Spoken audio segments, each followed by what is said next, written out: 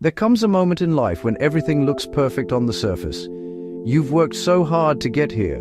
You've shaped yourself into someone strong, attractive, capable. You've learned how to present confidence, how to speak beautifully, how to make people admire you. You've created an image that says, I'm fine, I'm thriving, I'm happy. But deep inside, something feels off. You can't point at it, yet it's there. A quiet ache, a restlessness, like a current pulling you down from beneath the surface. And you start to realize that no matter how much you achieve, how many people like you, how many things you own or accomplish, the emptiness doesn't leave. That's the moment when you begin to drown. Drowning is not a failure. It's the moment when the strategies that once kept you safe begin to fall apart. When perfection no longer protects you. When achievement no longer fills the void. When validation no longer soothes the wound. It's when the performance that once helped you survive becomes too heavy to maintain. You wake up one morning and realize that everything you've built, all the success, all the beauty, all the independence, it doesn't hold the peace you hoped it would. You start to see that you've been living not from authenticity, but from defense, that you've spent years proving you are enough, instead of feeling that you are enough. This is the quiet collapse of the false self. The false self is that version of you that learned to adapt to other people's expectations. It's the mask that learned how to charm, how to please, how to fit in, how to hide pain behind control. It's the identity you built to be loved, to be safe, to never again feel the rejection or shame that once cut so deeply. But no matter how polished that mask becomes, it can never breathe. It can never feel real intimacy. It can never rest, because the false self depends on being admired, not on being known. And so you start to drown in your own performance. You drown in the smile that hides exhaustion. You drown in the chase for constant improvement. You drown in your own discipline, your own beauty, your own success. And the irony is that the world applauds you for it. People see your confidence, your strength, your achievements, and they think you've made it. They don't see that inside. You're gasping for air. Because how can they?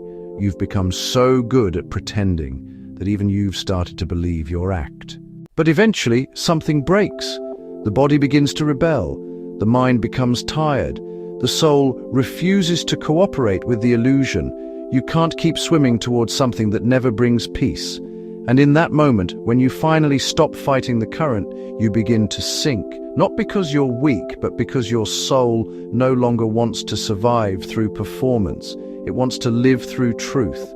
Drowning then becomes the invitation to surrender, to stop pretending, to stop performing strength, to stop proving your worth.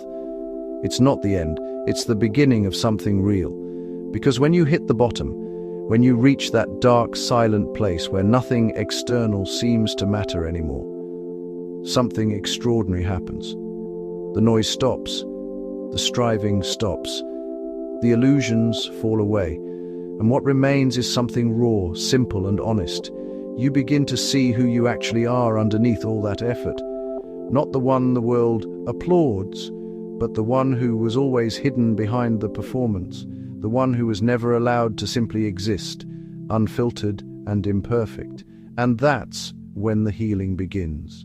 Healing doesn't start with perfection. It begins with honesty, with saying, I'm tired, with admitting, I don't want to perform anymore, with recognizing that you don't need to be extraordinary to deserve love. When you stop fighting to be seen and start allowing yourself to be felt, you start to breathe again. You start to see that worth was never something to be earned. It was something that was always there, waiting to be remembered.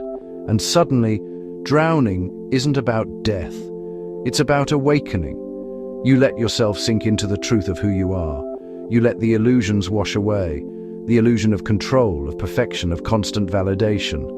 And from that quiet, something deeper rises. Peace, presence, authenticity. You start to realize that love isn't something you win by being impressive. It's something that flows naturally when you are real. And in that moment you stop drowning. Not because the water disappears, but because you finally learn to float. You no longer fight your emotions.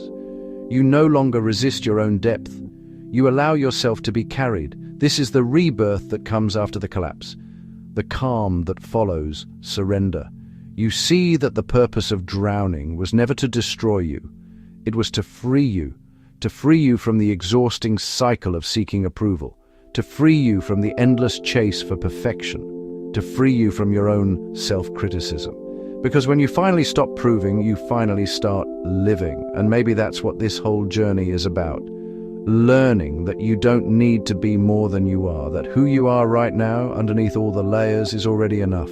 So if you feel like you're sinking, remember, it's not the end. It's the sacred moment when the false self begins to die and the real self starts to breathe. You drown in illusion, only so you can rise in truth.